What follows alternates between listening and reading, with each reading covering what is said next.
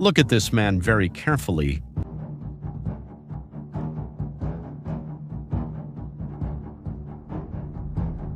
This is Denis Kapustin, 41 years old, commander of the Russian Volunteer Corps. Vladimir Putin considers him a personal enemy. For that reason, Russia has put $500,000 on his head. It was then, on December the 27th, 2025, that Russia finally succeeded.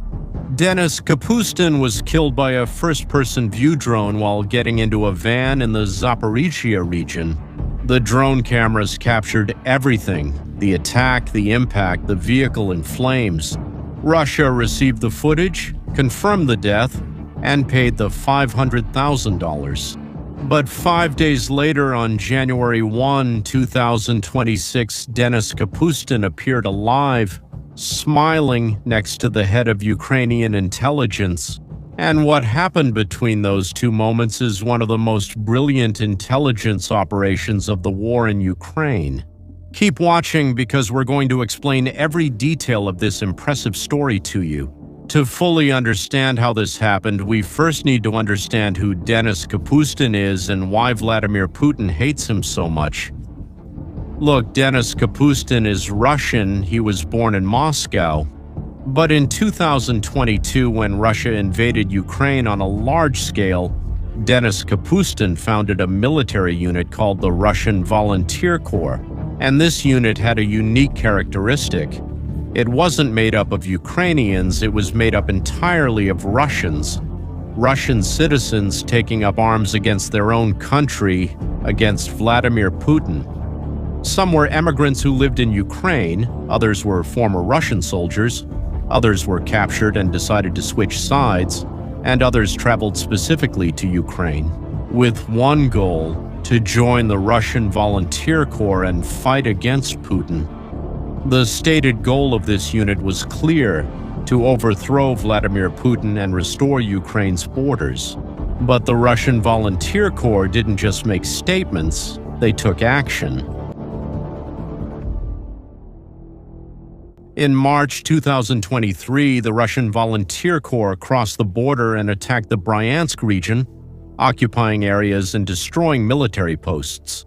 In May, they did it again in the Belgorod region, Russians attacking Russian territory. For the Kremlin, this wasn't just a military defeat, it was a humiliation. How do you explain to the Russian population that Russians were attacking Russia? Vladimir Putin became personally obsessed with Denis Kapustin.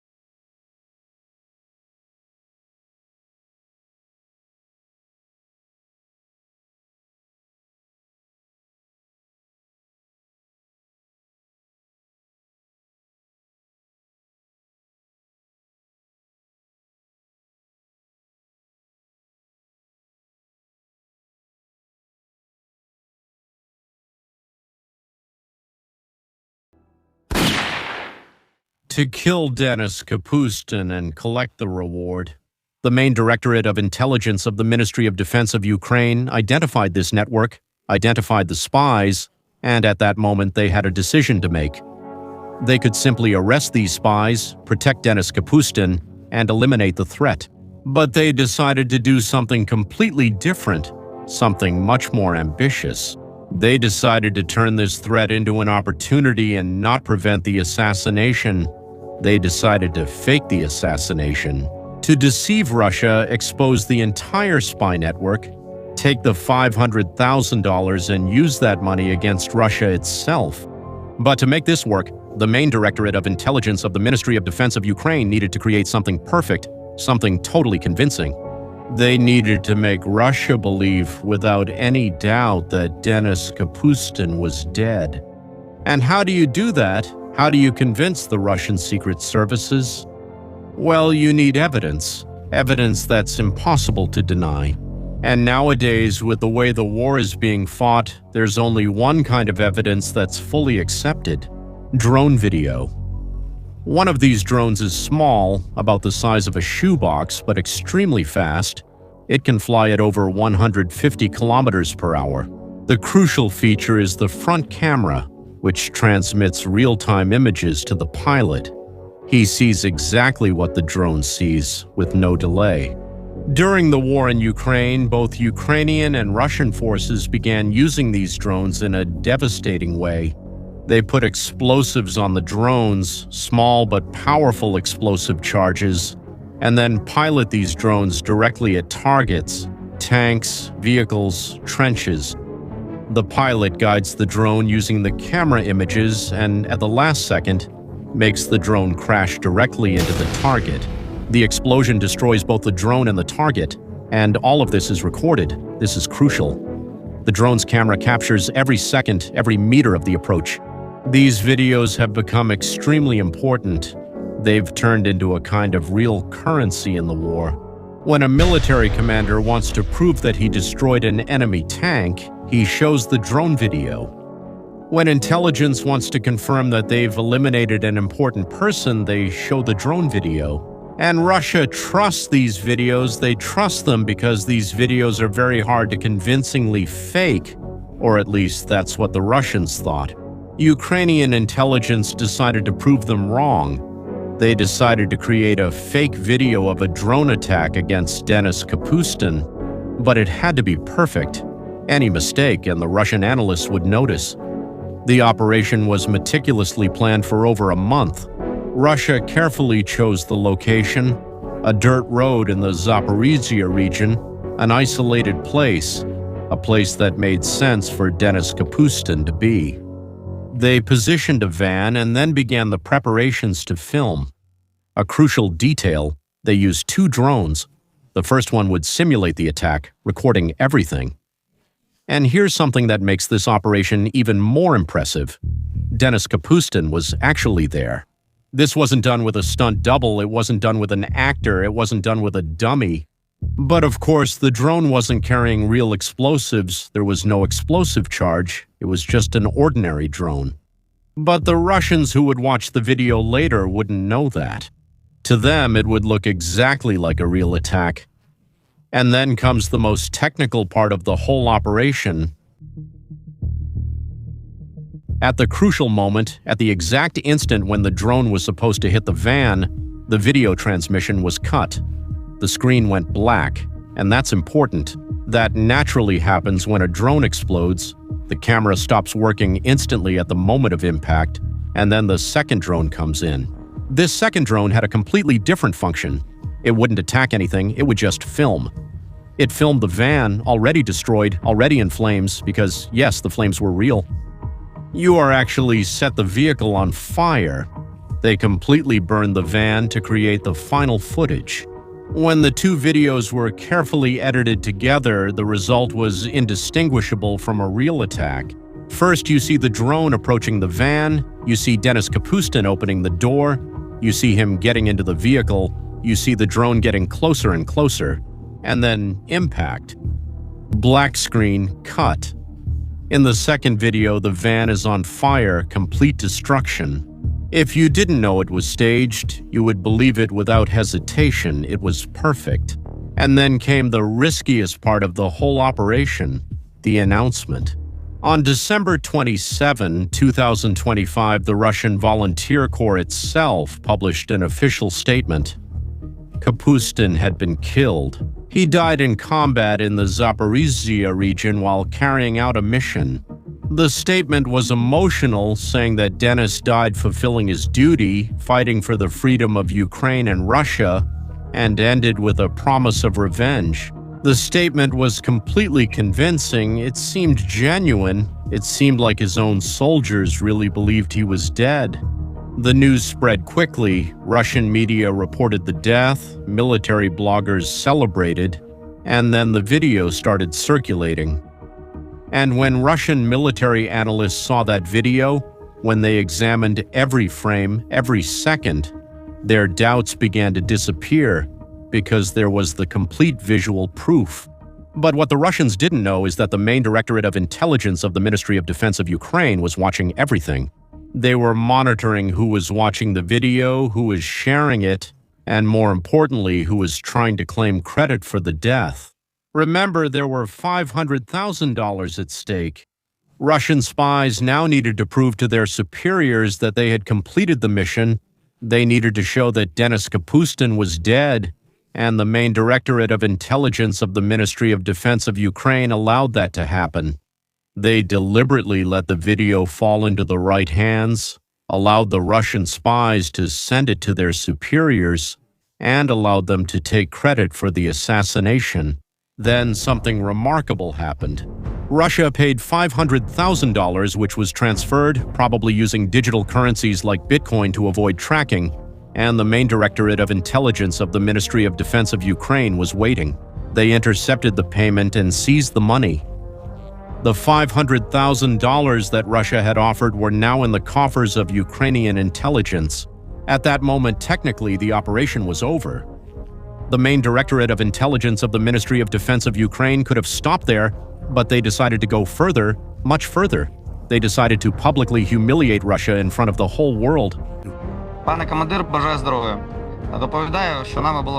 January 1st, 2026, exactly 5 days after the announcement of Kapustin's death, the main Directorate of Intelligence of the Ministry of Defense of Ukraine released a video. And that video absolutely shocked everyone. The video showed an office, and in that office was Kirill Budanov, the head of Ukrainian military intelligence, a man who had survived more than 10 assassination attempts, a man who had been wounded multiple times in combat.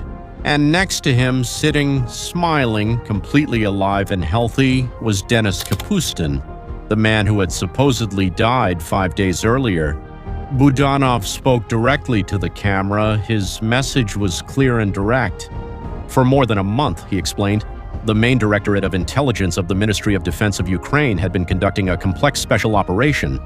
The life of Denis Kapustin, a man whom Vladimir Putin considers a personal enemy, had been saved, and the network of people involved in the assassination plot had been exposed. And the $500,000 that Russia had offered as a reward were now in the coffers of Ukrainian intelligence. Then Budanov said something even more impressive. That money would be used to strengthen the Ukrainian special forces. It would be used specifically to buy more drones, the same types of drones that had been used to create the fake video. The irony was absolutely devastating. Russia had essentially funded the weapons that would be used against itself. With $500,000, Ukraine can buy more than 1,000 drones. Each drone costs between $400 and $500. 1,000 new drones, which can destroy hundreds of armored vehicles and change entire battles. The Russian reaction was shock and anger. Bloggers deleted their posts. Confidence in the Russian intelligence services was shaken, and that's exactly what you are wanted. In an information war, destroying the enemy's confidence is crucial, but this operation had consequences that go far beyond that. This operation changed Ukrainian politics. Pay attention to the date, January 1st, 2026. That was the day Kirill Budanov revealed the operation to the world. And just 1 day later, on January 2nd, 2026, the president of Ukraine, Volodymyr Zelensky, made an official announcement. Budanov was promoted to chief of the president's office, one of the most powerful positions in Ukraine, effectively the second most powerful man in the country. Operation Kapustin was essentially the final demonstration of Budanov's capabilities. Consider what he achieved with just that one operation. He didn't just save a life, he turned a murder threat into a multi-layered strategic victory. For Denis Kapustin, the operation meant staying alive to fight another day. He remains active as the commander of the Russian Volunteer Corps, and he continues planning operations against Russia. And now he carries with him a story that makes him almost a legendary figure, the man who died and came back to life, the man who personally fooled Vladimir Putin. And what about the $500,000? They are being used exactly as Budanov promised to buy drones. The Russian Volunteer Corps officially announced that the funds were allocated to the Timur Special Unit, which is the unit under which the Russian Volunteer Corps operates. These drones will be used in upcoming Ukrainian military operations. This operation perfectly shows how modern warfare really works. It's not just about tanks rolling across battlefields. It's not just about artillery firing shells. It's not just about soldiers facing soldiers. It's about intelligence. And now I want to know your opinion. What did you find most impressive about this operation? Leave your answer here in the comments. And if you found this story amazing, share this video with your friends. Subscribe to the channel so you don't miss the next impressive stories from the military world. See you next time.